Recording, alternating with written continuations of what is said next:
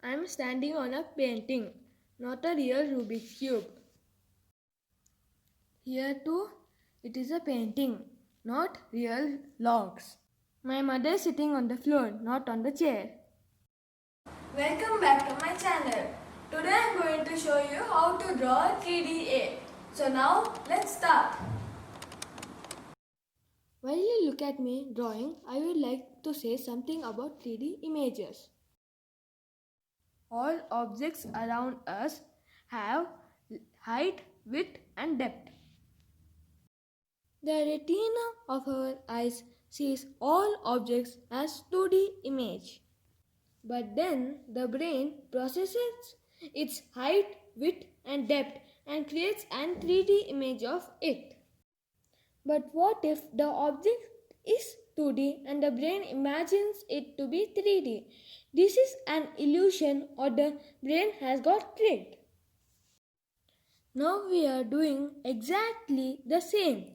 This is a 2-dimension A, but we are making the brain to think it to be a 3D A.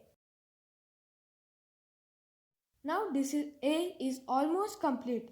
Now we have to shade this A and then cut it out to make it look 3-dimensional.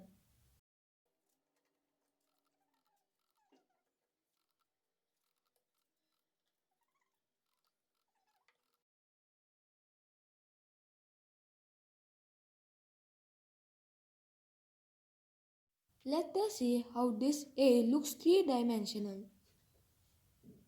As I rotate the camera, you can see that the A is tilting and looks similar to the mouse next to it.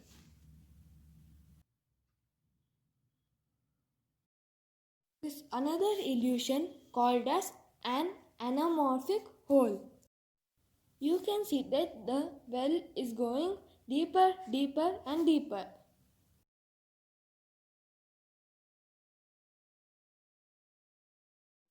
Do you think the giraffe is trying to dive in this?